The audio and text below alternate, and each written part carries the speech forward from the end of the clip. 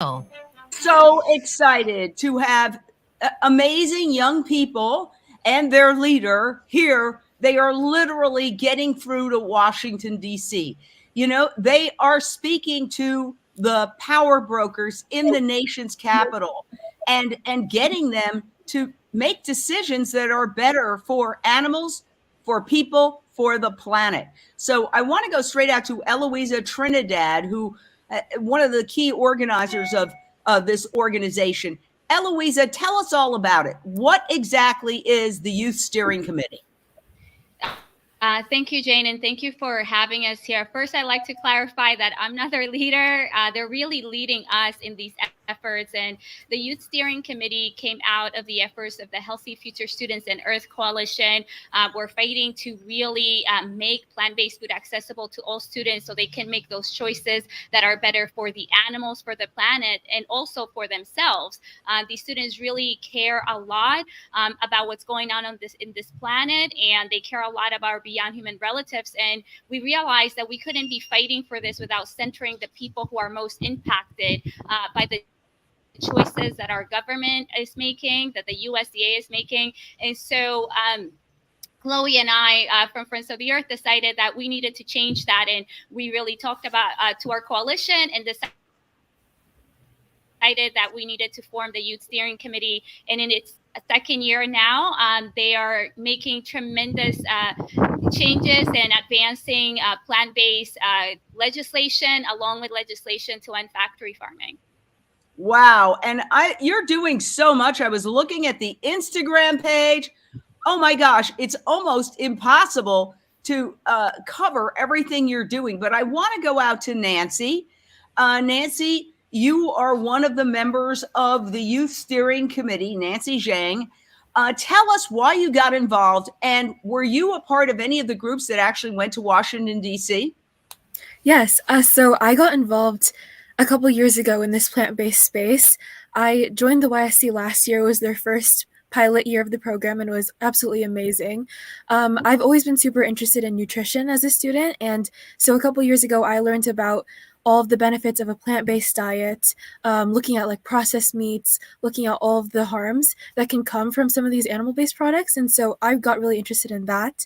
And I started trying to eat more plant-based at school, but ultimately found out the lack of options that we really have at school. And so that really motivated me to get involved with these amazing coalitions, with these amazing groups. And I joined the YSC and have been fighting for plant-based foods in schools ever since. Wow, you are a future leader of, I can tell, you are definitely destined for great things. I want to play a clip of Congresswoman Nydia Velasquez from New York, and she has really helped you. She has actually proposed a new law. And let's hear what the new law is and talk about the chances of it actually going into effect and why it is so significant. The bill will create a voluntary grant program for school districts to assist schools in providing healthier, climate-friendly, and culturally appropriate plant-based entree options to students. Providing students with plant-based entrees, both healthy and sustainable, is a win for students. Research has shown that food production is responsible for approximately 1/3 of all United States greenhouse gas emissions, and animal agriculture accounts for a majority of those emissions. Think about that for a second. Wow. And so she is proposing, break it down for us for a second before we get to the students. Eloísa, what is this bill that's being proposed? Why is it so significant? So the Healthy Future Students and Earth Act was first introduced in the 117th Congress or 118th Congress now. And this bill not only would support those schools that want to implement plant-based menus in their school, but also that money could be used to train the food service workers. It would support organic foods that are plant-based in those schools. It would support any of the programs that could facilitate us moving towards a plant-based food system through the educational institutions that we have in this country. And that's extremely important because these students and the youth want to make those choices. But if we go into these schools and we talk to them about humane education, about the animals, about the planet, and then they go to the cafeteria and the only choice that they have are the bodies of other animals, then we're failing them. And so we really choose students from across the country that have different levels of experience with school food. Some of them have experienced food insecurity, being unhoused, not being able to eat in school. And so we really are taking their stories to these legislators and to these policymakers. And so we're coming at it from all different angles and all different perspectives, and to really highlight what's important. There's a bee around me right now. Sorry if I'm distracted. Well, we don't in want order it. to We don't want to really kill affect change. I was going to say, No, we don't want to kill the bees. Bees are in. That's why we need a collapse. plant-based food system. Yes, yes. Exactly. We need a plant-based food system so we can protect the bees. Exactly. We've got a caller, Nilofar from Dallas, Texas. Your question or thought for our panel? Inspiring to meet the youth who are changing the world. You already have a congresswoman involved. Otherwise, what challenges is the Youth Steering Committee expecting to face in wanting to change the corrupt federal policies towards vegan school lunches? Thank you so much. Oh, that's a great question. Let me throw it to Jasmine. When you were you also somebody who was there going to the schools, going in Washington, D.C. and talking to some of the legislators and the politicians? And what did you experience? Did you experience the typical bureaucratic, oh yeah, I'm listening, but I'm not going to really do anything? So I was able to actually talk to my staffers for my two senators, Dianne Feinstein and Alex Padilla, for California. And I also talked with the staffer for Scott Peters, which is the House of Representatives. So because I'm very lucky to be able to be in a state that very values environmental issues, all of the things that I talked about with how the animal industry and dairy industry is correlated with the environmental issues, my staffers really took that to heart. And I also talked a lot about the importance of giving students a choice, especially students with different needs, health needs and religious needs or cultural background needs. So they really were, they really took me seriously for that. And I'm very grateful for that. Although I was not at the USDA meeting, some of my fellow committee members said that the USDA were quite dismissive of what we were asking for. They didn't seem to really hear us, take us seriously, and they kind of dismissed all of the things that we said and what we mentioned. So moving forward, we're hoping that the future YSC members, the future YSC years, will be able to convince them further. But for now, we're still holding tight. Well, let me say this. The USDA is run by a dairy industry trade group leader, Tom Vilsack, and it's his second time as the USDA leader. He also served under President Obama. He is a dairy industry trade representative. The USDA has been co-opted by the dairy industry.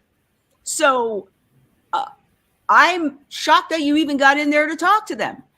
I want to go to Nancy on this. Did you sense that they were giving you sort of, yeah, I've got to let you in here and talk, go ahead, but we're not going to do anything? Because there's actually, been a long-standing effort to get plant-based milks in public schools across the United States. The global majority, which is people of color, and according to the National Institutes of Health, 67% of the population is lactose intolerant. And yet they are forcing kids to drink cow's milk when they are lactose intolerant. What was your take on the USDA as opposed to the legislature? Yeah, for sure. I was there at the USDA meeting, and we were super, super fortunate and appreciative that they were even willing to hear our perspectives. And so when we shared some of our testimonies, they were all super powerful. We come from a very diverse group of students with all different reasons for being plant-based: religious reasons, ethical reasons, environmental reasons, health reasons, etc. You name it, we probably have someone who has experienced it. And I feel, and many of us felt, that when we shared all those testimonies, we were sort of dismissed on some of our experiences, and they quoted that we didn't have enough student demand to be able to make those choices and make those implement those choices to be in school cafeterias, which we found a little bit disrespectful, since we were all there in DC telling them that there are many students around the country and in our cafeterias who want these changes. Well, I mean, that's outrageous. And I think you're very polite to say it was so wonderful that they gave us a hearing. They work for us. They're supposed to work for us, not for the dairy industry. So I feel like these folks who run the USDA, the United States Department of Agriculture, are for the most part morally bankrupt. They've been co-opted by the meat and dairy industry. How do we get around that? Because so many people have been trying for so long to get plant-based options. In a lot of school districts, you need a doctor's note in order to not get the cow's milk and get some plant-based milk, even when it's making kids sick, Eloísa. I agree. And we were there, they led the meeting, but we had to jump in, and they kept throwing a lot of technical things into the room. And I will say that there was at least one representative in that meeting that really was taking notes and listening to the students. And we need all of them to do so, right? Not just one or two. And we had to jump in and really clarify some of the things that they were trying to present as the schools have all the power. And we really highlighted the influence that they have, and how a lot of the schools across the country are confused as to how or what they should do regarding the milk the students are throwing out that they don't want. And so we're really pushing, and part of our bill, I didn't clarify that it's not just for the plant-based food, but also includes plant-based milk, and getting rid of those challenges and that people have. I mean, if you don't have the money to go to a doctor and you don't have the time, you shouldn't need a doctor's note whatsoever. Being lactose normal, as Lauren Ornella's coined from the Food Empowerment Project, is not a disability. We are humans, and we are not, baby animals. We're not cows. And so we're going to not be able not only to process the lactose, but the other ingredients in milk. So it's the proteins, it's the sugar in milk. There are different reasons why people cannot process dairy. Well, yeah. And the idea that, first of all, they're in crisis because kids don't drink milk anymore. I've read a lot of articles to this effect. The idea of kids sitting down at a table and drinking a glass of milk, that is not happening anymore. Maybe, Jasmine, you can talk a little bit about the changes in the behavior of kids. Most definitely. So, I've seen in the trash cans at the end of every lunch period so many cartons of unopened milk cartons. And a lot of times, even though our school offers 2 different kinds of cow's milk, I've heard from my fellow committee members that their schools offer 3 or 4 different kinds of milk, yet there still isn't a plant-based milk option available for students. And this is really surprising, considering so many people, especially of most commonly known Asian descent, that are very high probability in lactose intolerance. It's quite discriminatory, considering that milk is enforced onto students to drink, even though we can't drink it due to either health or medical or cultural or religious reasons. And I've seen, even within my friend group and with the students that sit nearby me at lunch, that they don't really drink milk. And at the end of the day, the school cafeterias are still stocked with milk. And what happens to the milk once it expires and we don't finish drinking it, I have no idea. But all the production is... You're on mute. Animals are tortured and babies are ripped from their mothers so that milk can be tossed in the garbage can. It's disgusting. Thank you for bringing us up to date in confirming what we already know, that most kids are not drinking milk anymore. And so it's getting tossed in the garbage, which environmentally is absolutely just outrageous, but it's also outrageous for all the suffering the animals go through and our tax dollars, which are subsidizing the dairy industry. In fact, the dairy industry would collapse and go away if it wasn't for government subsidies. Let's go to our next caller, Simone in Los Angeles. Your question or thought for our panel? Well, this is just such an important issue. I'm with Social Compassion and Legislation, and we are constantly trying to figure out ways to obviously spread the vegan message. And we had a lot of luck last year when we teamed up with Friends of the Earth and PCRM, and even Animal Hope and Legislation was on that one. And we were able to convince Gavin Newsom, who is the governor of California, to approve a $700 million investment to improve cafeteria food services for kids. And $100 million of that was dedicated to expanding plant-based, sustainable food options. And Impossible Foods was very helpful with that. So I think that, they always say, so goes, once California does something, so goes the world.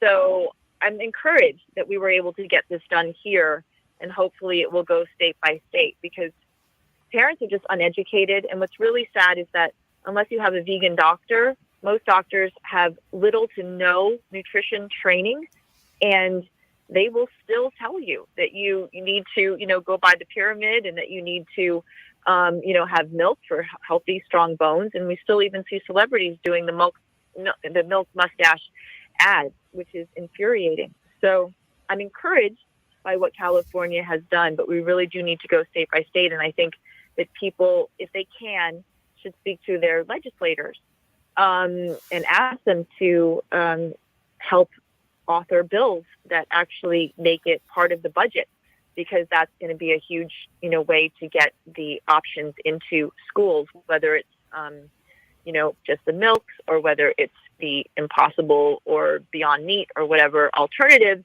just to make sure that children have the option. And once children have the option and they start to do their own research on social media, I think it'll just be an easy switch for them. Thank you so much.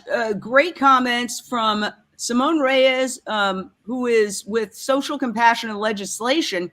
And it's great that happened here in California. But then I have to say, Eloísa, there is a lawsuit. I'm working on a story right now where a young woman is suing a California school district because they will not give her plant-based milk, and they're still requiring a doctor's note, and she's in a lawsuit with them. So even when the governor says, hey, let's open it up to plant-based milks, these school systems are so entrenched with the dairy industry.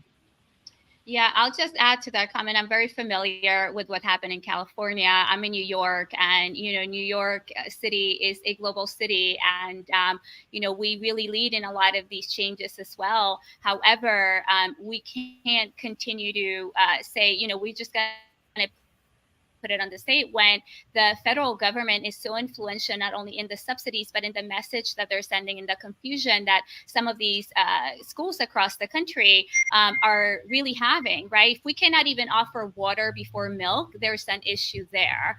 And so those different rules and regulations really need to be done away with.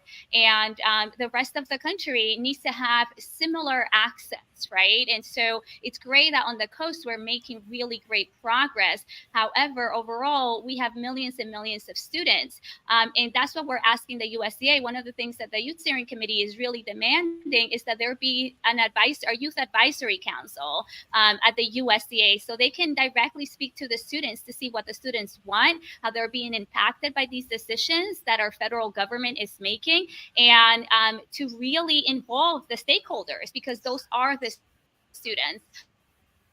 I would hope that the Biden administration. I would hope that the Biden administration. So one of the things that we're highlighting. Push this. Exactly, and we're highlighting that we need to involve those stakeholders. They need to be able to tell us there's about 38 million people in this country that are food insecure, and most are family with children. We cannot continue to make these policies without including the people who are most impacted. When we were at the USDA meeting, and a lot of the students felt that they went to their legislators, right? Their state legislators. They're working within their schools as well. So a lot of our students do personal projects and are trying to influence just policy at the school level, and they're having challenges. And so when we go to these meetings, they send them to Congress, then the Congress sends them to the USDA, then the USDA sends them, the students go here, and our students are doing all of that and are finding challenges and barriers in getting plant-based food and plant-based milk. It's called the runaround. It's called the runaround. I would like to believe that the Biden administration would be open to this, but how about this? The USDA recently announced more than $43 million investment in meat and poultry processing research, expansion, and innovation. Our entire government has been co-opted by the meat and dairy industry. It is one of the reasons why we're in such a crisis. It's Democrats and Republicans, which is why I so appreciate Congresswoman Velasquez from New York for taking a risk. It's a political risk when you speak out against the dairy industry, because you're also speaking out against the pharmaceutical industry, because they can't sell all those pills to people who are healthy and don't need pills. Now, I want to go to, we've got one of our participants on hold. We've also got a caller. Let's go quickly to our caller, Sarah in Beverly Hills, and then we're going to go to Nitya after that. Oh, hi. My question to you is twofold. One, I would recommend getting all of the plant-based milk companies to go into the school. Way. All right, you're breaking up. Cafeterias and make, yeah. My idea is to give free plant-based milk to the cafeterias, and also get the PTA to get involved. Like, every member of the PTA needs to know about what's going on with the dairy, and give them the free samples too of the milk, of the plant-based milks. That's a really good idea. Take it into the, a parent-teacher association. Schools. Yeah. Yeah, if you got all the milk, like every type of different plant-based milk companies to go into the different regions and the schools, and just they do it in grocery stores, just have them do the free pop-ups at schools. And then also at the PTA meetings, you have the information there, because the parents need to know. You got to get to the parents. Thank you, Sarah. And I understand Eloísa is telling me that they do involve the PTA and they do involve the plant-based industry. So now I want to go to Nitya, who is one of the students involved in this incredible program. Nitya, if you could tell us what your involvement is, and are you hopeful, or do you think you got the runaround into the nation's capital? Yeah, definitely. So from my personal experience, I'm currently a senior at a residential high school.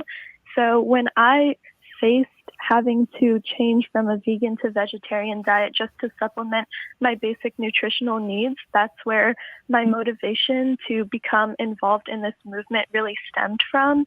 And as we went to DC and I had the opportunity to meet with the Illinois legislators, I actually learned that a lot of the staffers in the offices were vegetarian themselves, and it was an empowering experience to be able to feel listened to on a national legislative level. And although we did have the meeting with the USDA, in which they were very dismissive and did not recognize our ideas to their entire content, I do feel hopeful in the future of youth leading this movement, because as Eloísa mentioned, we are impacted most by the decisions made within school food, and we should have a leading voice in this movement. And I think that is the strongest factor. Wow. Well said. You young ladies are so articulate, and you seem like you're already almost ready for political office. Nancy, let let me ask you this. When you walked away from the nation's capital, did you leave thinking, oh, we got the runaround? Or did you think, well, we made some inroads. Maybe we can actually change this and get healthy plant-based food in the school system? Yeah, I completely agree with everything that Nitya just said.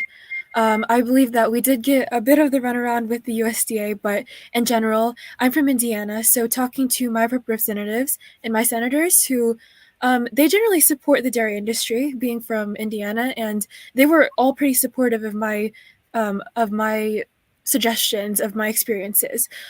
So leaving with that, and also meeting with Congressman Bowman, we were able to chat with him about some of our experiences there as well, and he was extremely supportive. And so just knowing that there are allies in Congress with us, there are a lot of people who are sort of working against us and are making it pretty difficult for us to get these plant-based options in schools, but there are always people who are working with us as well, and we're really trying to unite with all of those different people to bring about this common goal. I want to sort of drill down a little bit on the dismissiveness. What form did it take? Can you give me some examples, Nancy, of when you felt like, oh, I'm being dismissed? Yeah. Well, this isn't my personal example, but one of the amazing YSC members, she was sharing an experience about some of the struggles she's had with a plant-based diet in school food. And I remember a member of the USDA staff being sort of dismissive to her and saying right after she shared her testimony that there wasn't enough student demand to make these changes. And she was clearly saying that she was trying to make these changes at her school, but the school district was being somewhat dismissive of her. And so just hearing those experiences being dismissed from our committee, it was really hard to hear. And, it's a ridiculous argument. You're representing other students. What are you going to pack 200,000 people into a room where you're having a meeting? It doesn't make any sense. It's a cop-out. Let's go to our caller, Annie in Sherman Oaks. Your question or thought for our panel, Youth Steering Committee. Hi, yes, thank you for having this show. This is something very agitating to me. For years, I've worked. First of all, I want to thank all the panel and you, Jane. Working with LAUSD and volunteering for years, I've witnessed not only the milk is being pushed to kids who are vegan.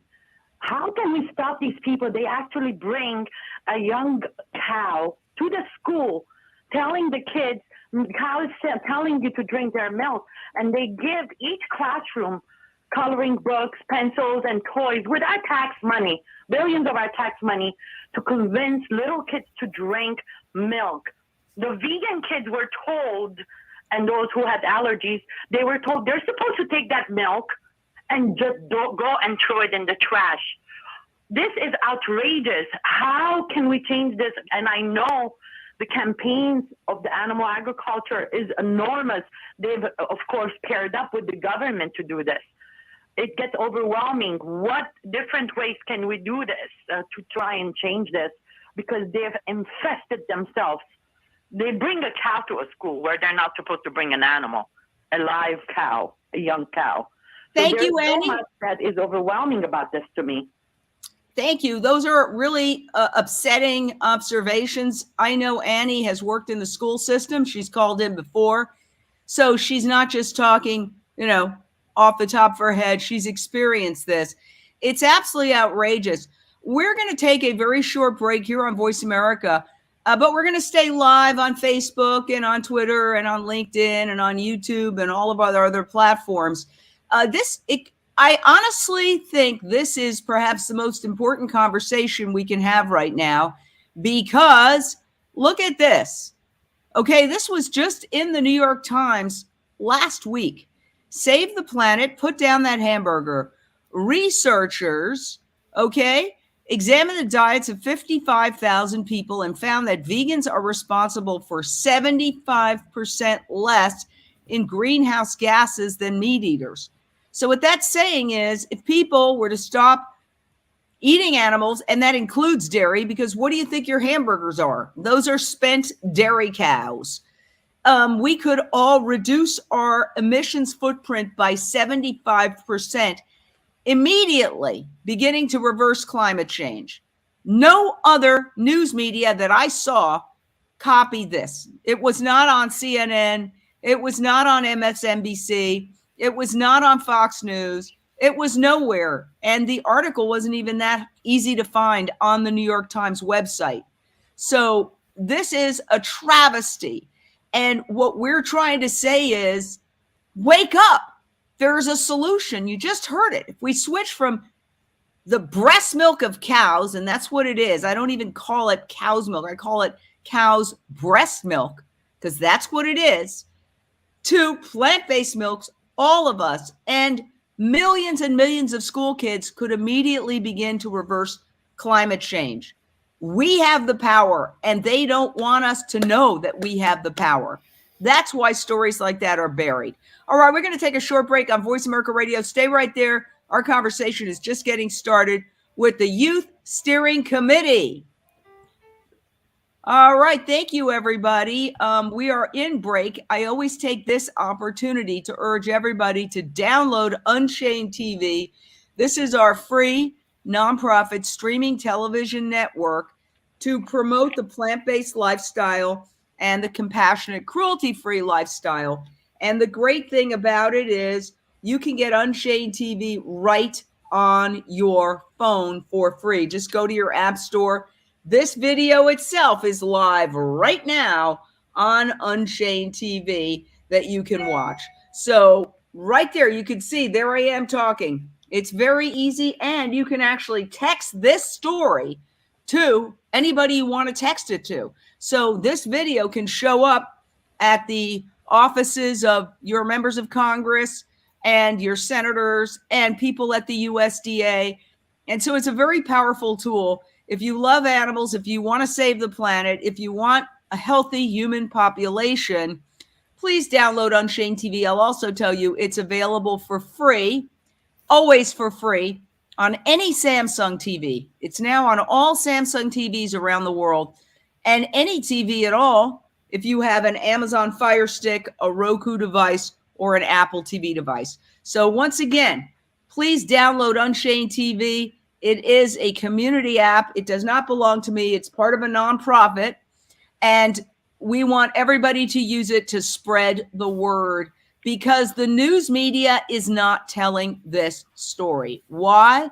Look at the commercials: meat, dairy, and pharmaceuticals. This is the big problem, is that the government has been co-opted by the meat and dairy and big pharma, and so has the media. They won't talk about it. Like I said, that was a huge story. Oh, everybody in the world can reduce their climate footprint by 75%. Now, they will do what I call climate change porn all day long, playing disasters and terrible tragedies of people. But then when you come up with a solution, nope, they're not gonna spend 30 seconds even mentioning that solution. You know, it's basically repressing the truth. So welcome back. We're coming back to Voice America Radio right now. 1-866-472-5788. That's 1-866-472-5788. You may also send an email in to jane@unchainedtv.com. Now back to the show. Welcome back. We are talking to the Youth Steering Committee, and they are doing incredible things. They are going to the nation's capital. They're talking to the United States Department of Agriculture, where they were dismissed, but still they got in there and they talked to them. They've also talked to their U.S. senators and members of Congress, and they've had more success there. A bill is actually introduced that would provide access to healthy fruits, vegetables, nuts, and grains, and plant-based milks to school students. So I want to go straight out to Eloísa Trinidad with Chili's on Wheels, who's part of bringing this whole coalition together, the Youth Steering Committee.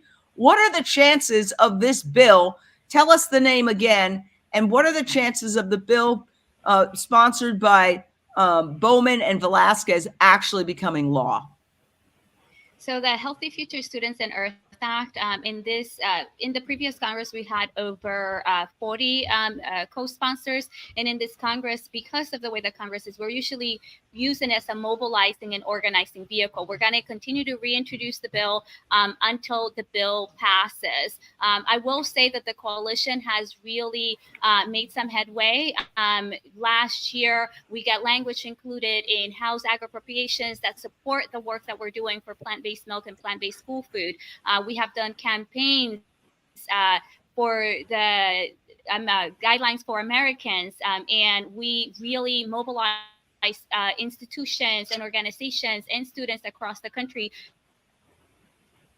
to submit their comments to the Federal Register, which the USDA asked really questions and comments on plant-based milk and plant-based school food. So we are seeing the fruits of our labor and those of everyone who's working on these issues there. And while that bill may not pass during this Congress, it is affecting the conversation in Congress, and we are really making progress regarding these issues.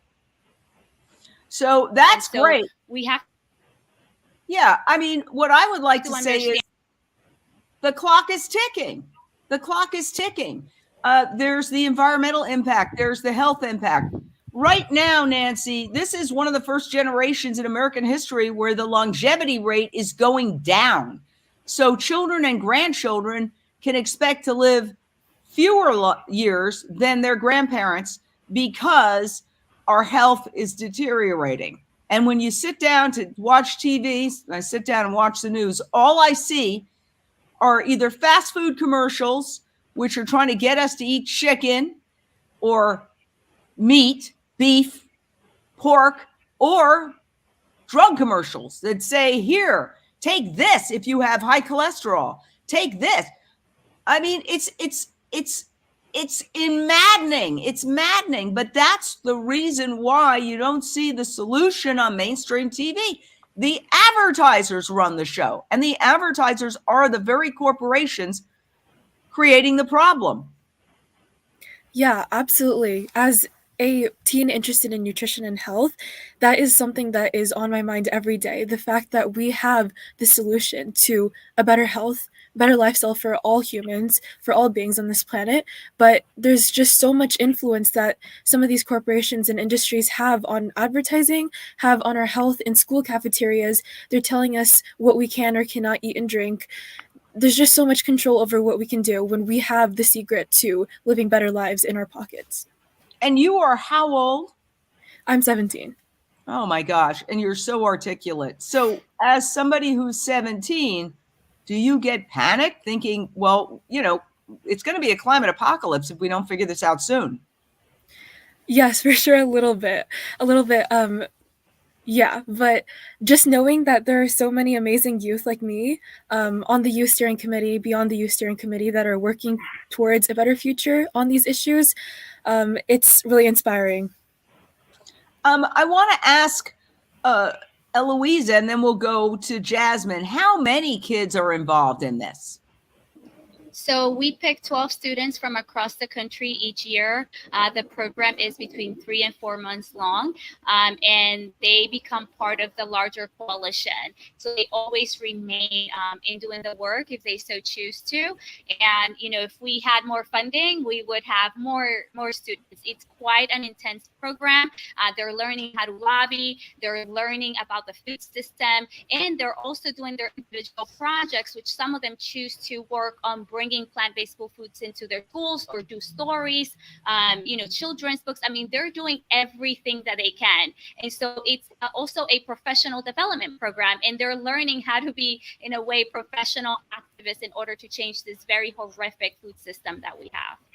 So let me ask you, Jasmine, when you said you got a better reception, correct me if I'm wrong, when you talked to your representatives than the others got from the USDA. But if so, what are they going to do about it? It seems like those, with the exception of Velasquez, Bowman, Cory Booker is doing a lot. it seems like with the few exceptions of people who've woken up and realized we're destroying our planet with animal agriculture, the others, they're giving lip service.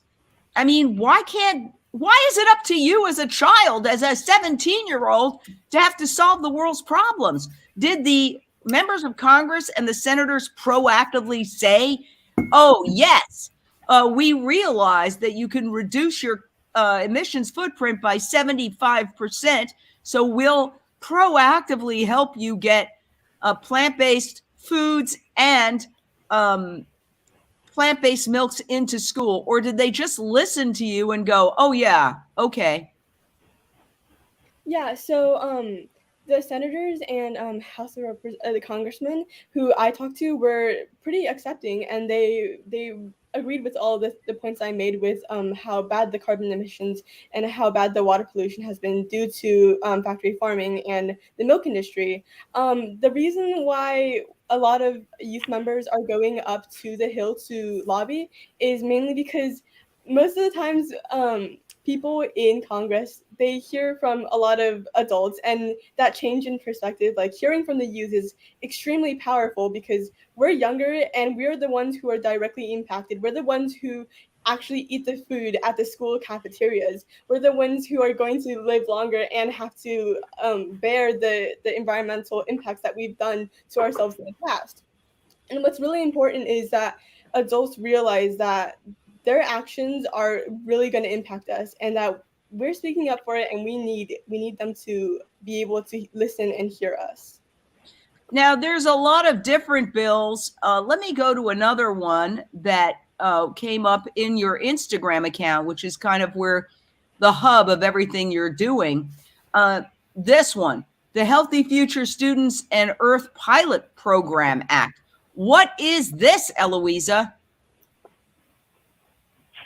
So this is the bill that we're working on, and that's why the coalition was formed. And in this bill, we really are advocating for plant-based school food and plant-based milk across the country, and organic food whenever possible. And this is one of the bills that the students were advocating for. However, they asked their legislators to either oppose or support about between 5 and 6 bills. There was the Whole Milk Act, which is now in Congress, which opposes basically everything that we're doing, and they're trying to get more whole milk made from cows' breasts into the schools. And some of the bills that you mentioned Cory Booker before, and so they were also advocating for their legislators to endorse this bill. So they were asking their legislators to take action right then and there, not just to be aware of the issue, but hey, here are about 6 bills that you can endorse or oppose these bills, including the EATS Act as well. So they were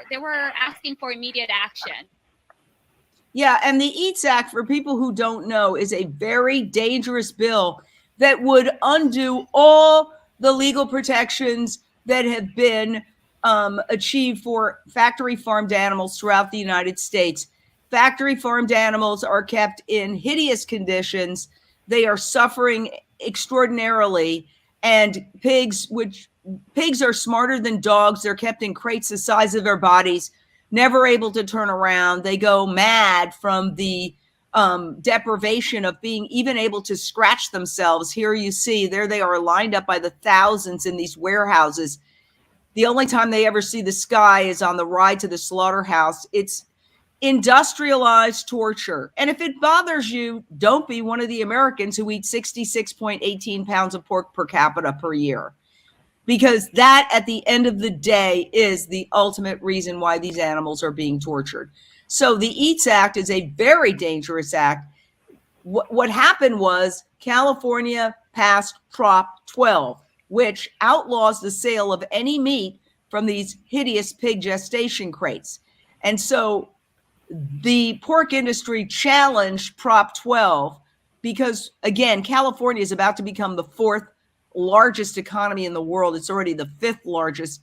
So when they lost the will of the people, the California voters said, no, we don't want any meat created by pig gestation crates, pigs kept in these horrible crates, to be sold in California. That affects everybody.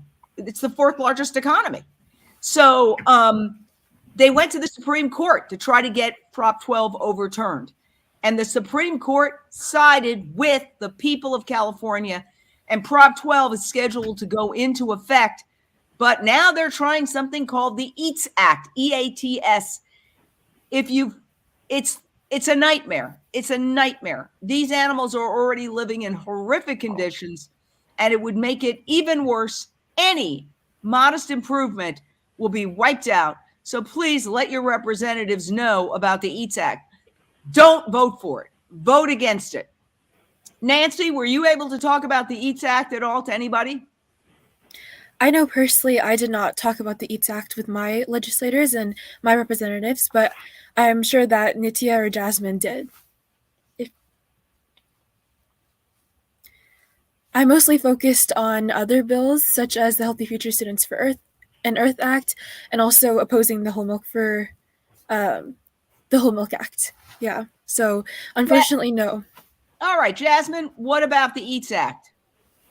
Yeah, I also talked about the Healthy Future Students and Earth Pilot Program Act, but I did touch on the EATS Act, which essentially takes away the power from the states to over agriculture issues, and it turns it over to the federal government. So basically, everything that Californians have voted for through the propositions, they're basically going to be wiped out, and all of the things that keep animals like somewhat like less tortured in the meat industry are the things that people voted for. And if this EATS Act continues, then all of our votes will be discredited. And that's the main thing it's gonna silence all of the California voters. And that is not democratic at all. Well, did you talk to your representatives about it?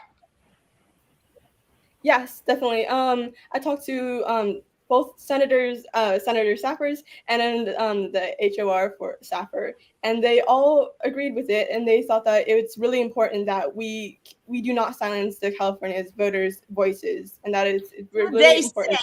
I'm sorry I don't want to grill you, but did they say they are going to vote against the EATS Act? They said that their senator is most likely going to vote against it. Dear God. And you can't, this is the most likely. That really upsets me. Most likely. Nitya, you are still online. Will you tell us your experience with the U.S. senators regarding the EATS Act? Yeah, for sure. So as I brought up the EATS Act to the senators, that the offices of the senators that I met with in for the Illinois area, I did receive some input about how the staffers that I met with themselves are vegetarians, so they support the act. However, they did not provide any specific details. I'm sorry. I want to jump in and say you don't want to support the act. With the EATS Act, you want to vote against it. The EATS Act is being sponsored and created by the bad guys who want to further torture these animals. So continue on. What exactly did they say about the EATS Act? Correct. So as I brought it up to the staffers that I met with, they did say that although they agree with going against the EATS Act, that they are unable to provide any information about how their senator will vote on the act. So it was a very indefinitive argument and statement that they made to me. And as a student that was going all the way to DC to lobby for that, it was a little bit discouraging to hear that come from the office.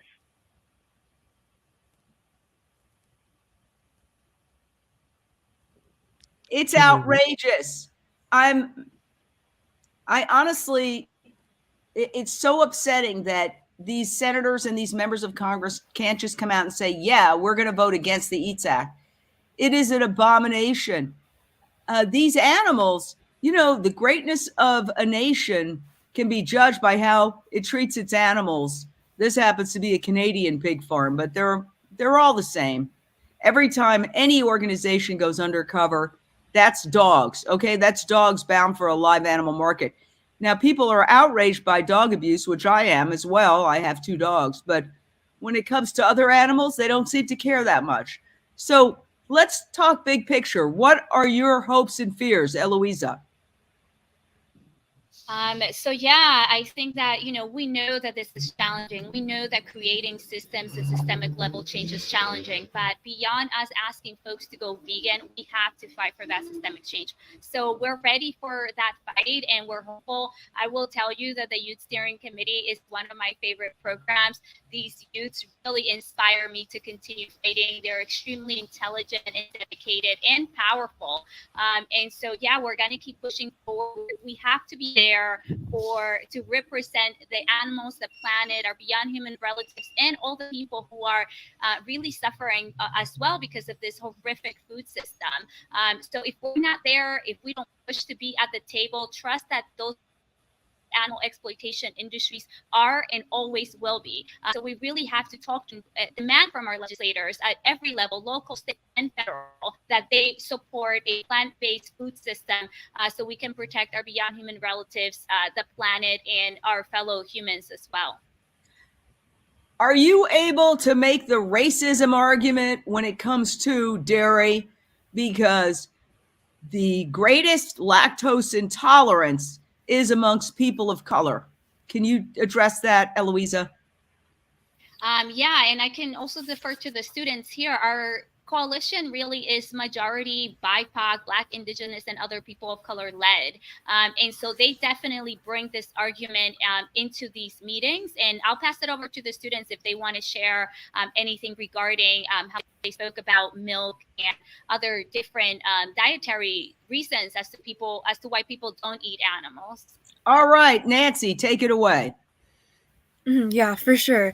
That is definitely such an important factor. I have many friends who are vegetarian due to religious reasons, and growing up, seeing them not being able to eat school food some days, and having to go hungry some days, rely on snacks if they didn't bring a lunch for that day, was really heartbreaking for me to see and for me to reflect on now. And then also just the amount of lactose intolerance people of color that are in schools. We have so many people of color in schools that can't process milk, yet there's no non-dairy milk options at most schools. And I've personally heard from so many students that if there was soy milk, or if there was a more affordable option for them that was non-dairy milk at schools, that they would most certainly take it. And what about you, Jasmine? Have you either been able to make the argument that it's racist to force BIPOC community to consume dairy when the overwhelming majority are lactose intolerant? Yeah, definitely. I actually experienced this firsthand as I am lactose intolerant, as so with my other East Asian friends who are also lactose intolerant. Another big thing that I would like to bring up is that since I have a inflammatory disease, which is atopic dermatitis, is a skin inflammation disease, and consuming foods like milk and red meat can trigger my eczema or atopic dermatitis.